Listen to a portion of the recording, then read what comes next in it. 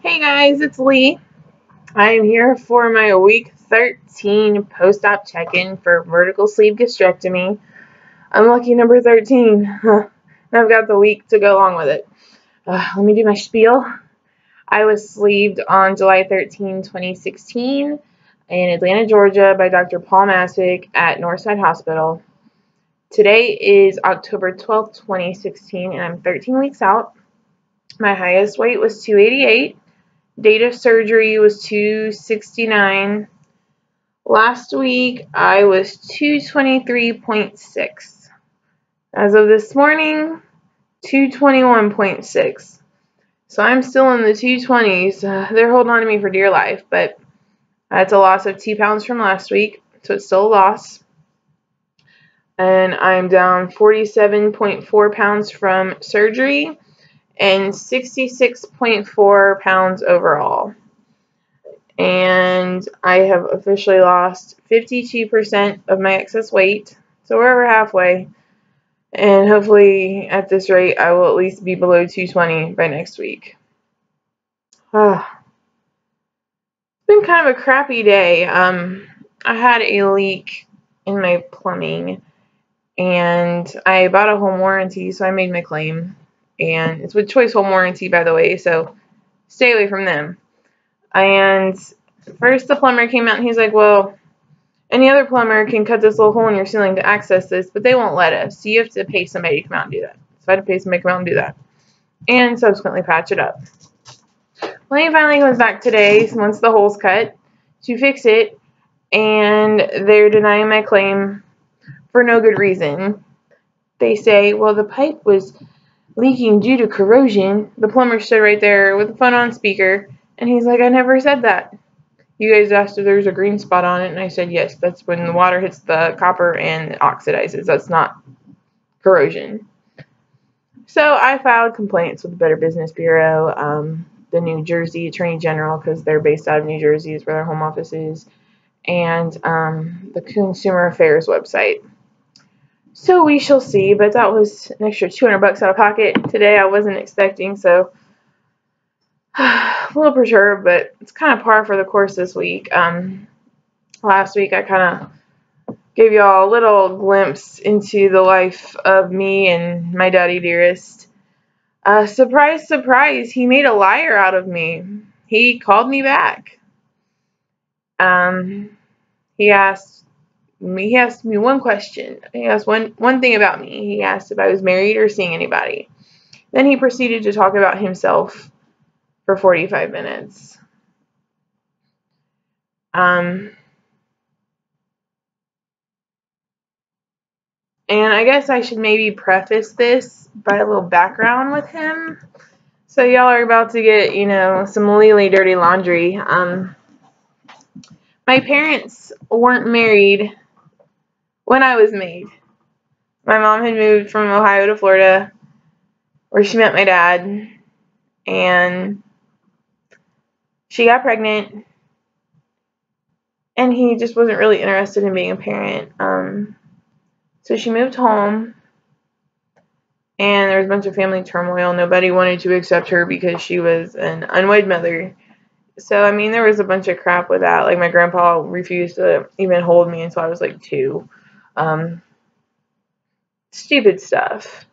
But he also wasn't a very nice man. I remember last time I saw him was when he was on his deathbed in the hospital.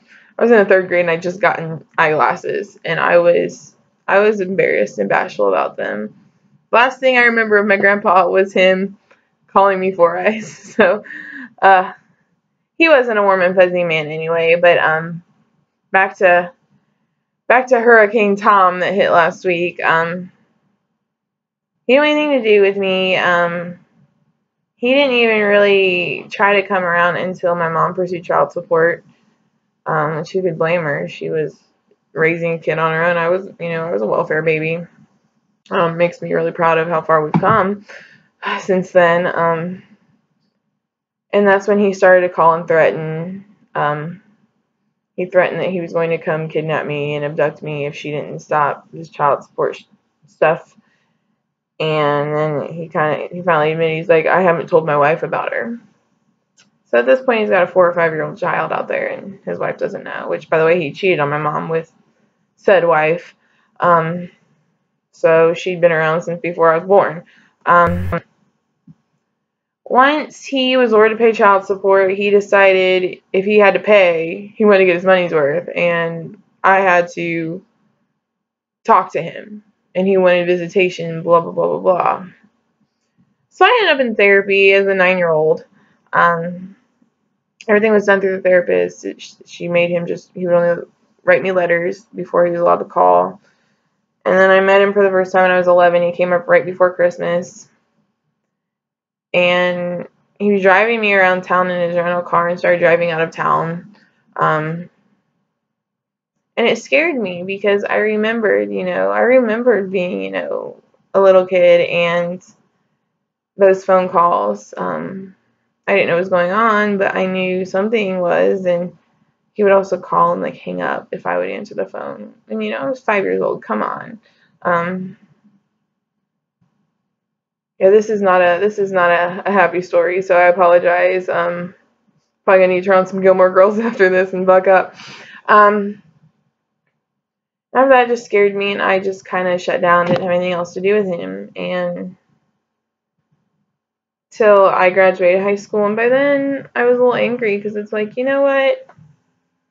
You're the parent. You're supposed to, do better.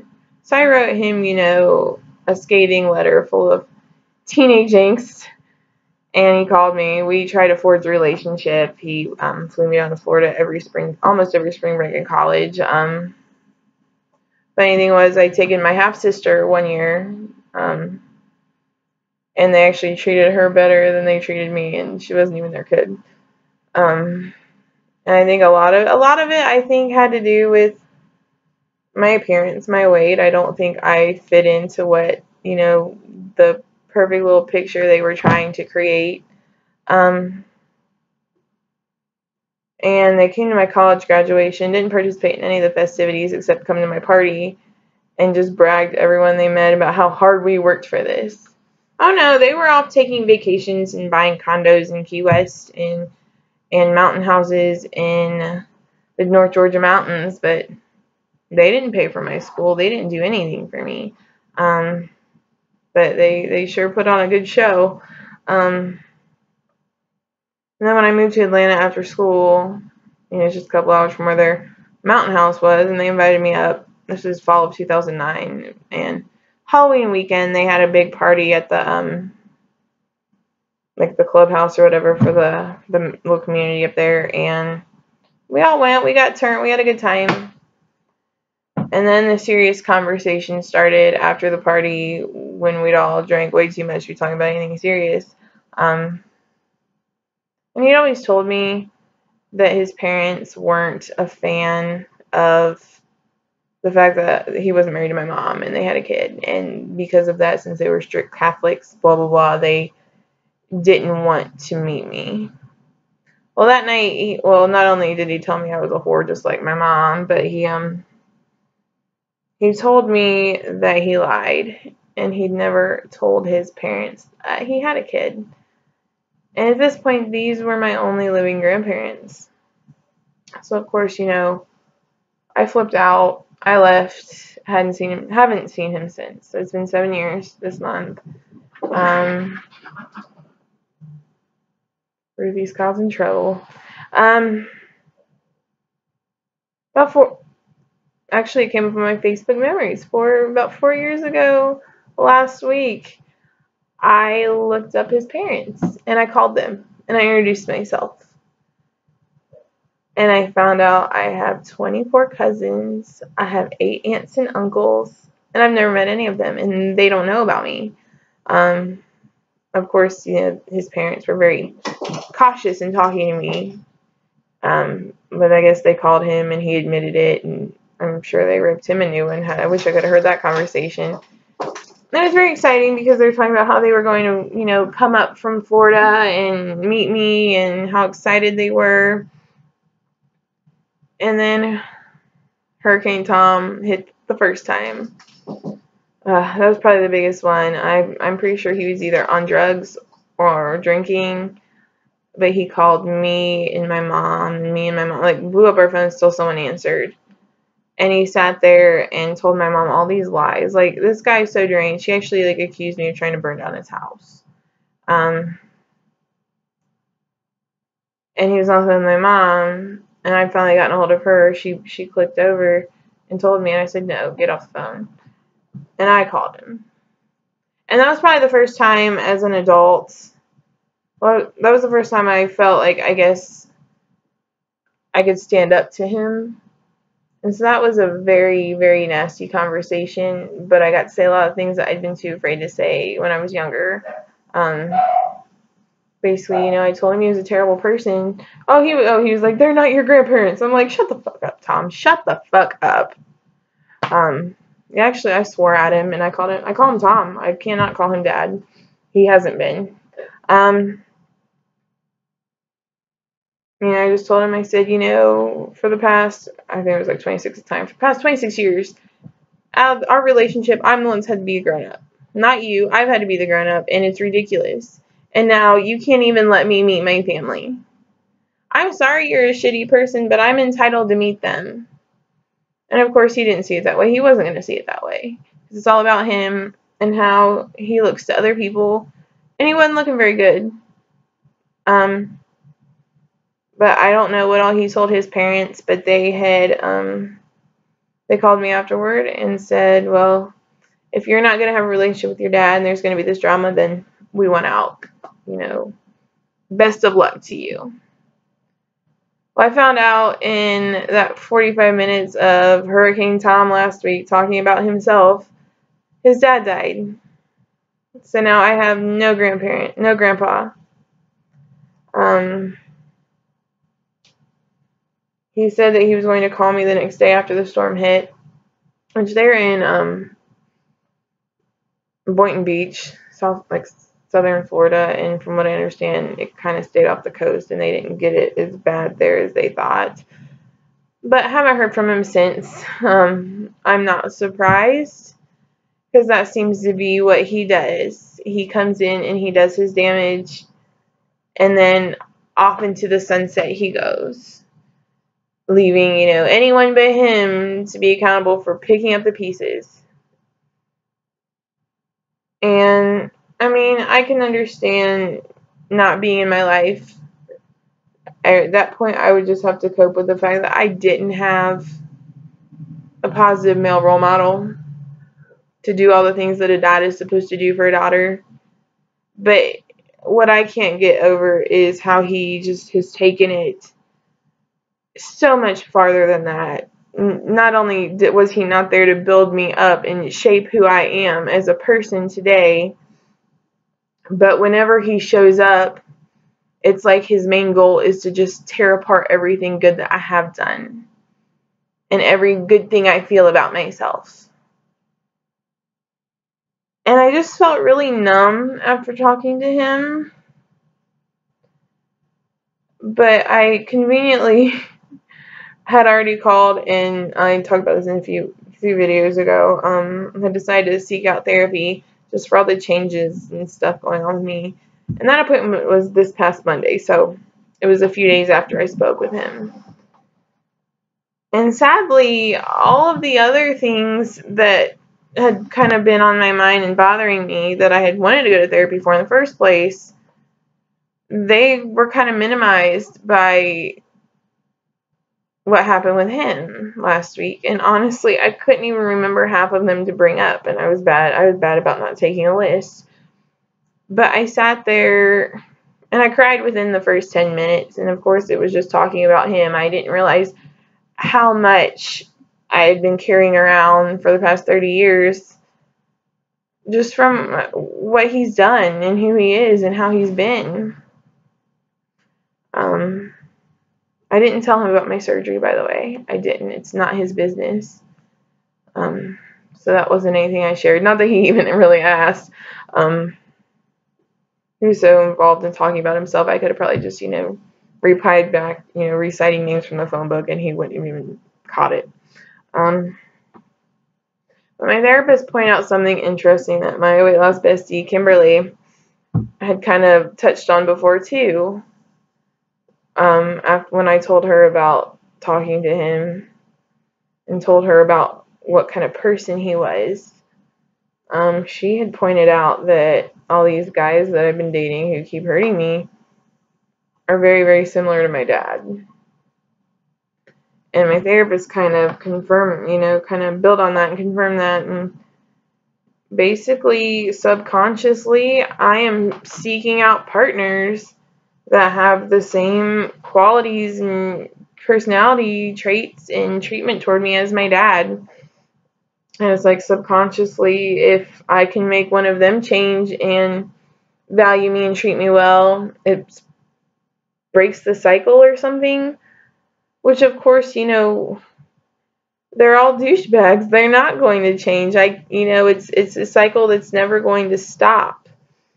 And so, I understand that's what I'm doing. I'm aware of it, but I don't know how to stop it. So,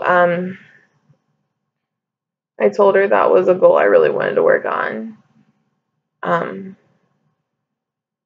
Because I feel like my self-worth and self-confidence has been very low lately. I am down almost 65 pounds, or I'm down 66.4 pounds, but I feel more self-conscious about myself than I did at my highest. And when I look at my side-by-side comparison photos, I see a difference. But I almost wonder if I'm maybe have some sort of what is that body dysmorphia or something like that, where you don't see the you that's in the mirror. You still see yourself as that big person. And I feel like that's what I'm feeling, what I'm seeing, and I'm just not feeling good about me. And I want to fix that. Because, I've gone through this shit for 30 years. I don't want to be unhappy for the next 30. I feel like I owe it to myself to be happy. But yeah. So those are my daddy issues. What else has been going on? I think that covers most of it. I did have a festival, my first fall festival, Saturday. It was so fun. It was so nice outside, and I was right by the DJ and the fountain by the courthouse, and it was just a great day to be out. And sales were good. I didn't eat any of the food truck food. I did awesome. And I have a big 2-day festival next weekend. My mom's coming down to help. It'll be the first time she's seen me. She left a few days after I had surgery. So it'll be the first time she's really seen the weight loss. I've sent her a few pictures, but excuse me. Does anybody else find that when you're drinking, a burp will just randomly creep up? I have literally belched in a man's face. I'm sorry. I can't help it. But I can't wait to see my mom. And one of my weight loss Instagram friends, she is local, and there it is again. I don't know if you guys can hear it. I feel like the neighbors should be able to hear these. I feel like these burps are so loud. But she had said something about a weight loss surgery meetup next couple weeks, a wine and bonfire night. So I am so excited. I have one local friend who was sleeve 2 months before me. She's got a new job. She's working all the freaking time. So I think it would be so exciting to meet more people in the area. And she's going to try to make it to my festival next weekend. So that'll be really fun. I think I'm going to have quite a few friends that come out. My friend Robin that went on my birthday cruise with me, she is actually dating one of the guys that we met on the boat. And he's in North Carolina. Yeah. So he's supposed to come next weekend, and they're going to come see me at the festival too. So I'm really looking forward to it. I've got so much work to do. I've got to get this house clean. It's a mess. But next weekend will be good. It'll be hectic until then, but I can't wait. And hopefully this next week will be better weight loss wise, just because, you know, these 1 and 2 pounds a week are just driving me nuts. Because I feel like at this point I'm never going to reach my goal and get this hair done, and it's just, it needs it. It needs it. Especially by Thanksgiving, I don't think it's going to happen. I don't think I'll be down to 199. But we'll see. I did make it to the gym yesterday. Ran 3 miles. So that was cool. Was also looking for jeans to wear last night in my closet, and I found one pair of size 18. And I'd been holding on to them for forever because I bought them without trying them on. They were too small, so I've had them in the closet for years. And now they're too big. I have to put a belt on with them. Which, by the way, my belt, which was too small, I am now like 3 notches in. So those are some good, you know, non-scale victories. It's also been chilly enough where I finally put on pajama pants last night, and they're my favorite. They're white with silver zebra stripes, and they were always so snug, so tight. I couldn't even wear them all the time. But they were like in the waist and even down through the thigh, like super tight. Oh, those sons of bitches are big on me now. Big on me. Let me make sure, run down the list really quick. I don't think I forgot anything. Except, oh, my brother-in-law finally made it home from overseas on Sunday. He was stationed over there for 9 months. So, I'm so excited. But he and my sister have been busy catching up. So, I haven't gotten to Skype with him yet. So, hopefully soon. Other than that, I think I'm going to wrap it up because unfortunately this was not a short video, so I do apologize. But I hope you all are doing well. Leave me some comments, update me on you, and I will be watching your videos and letting you know. I will talk to you all next week, and hopefully week 14 will be a little bit better than week 13. Love you guys.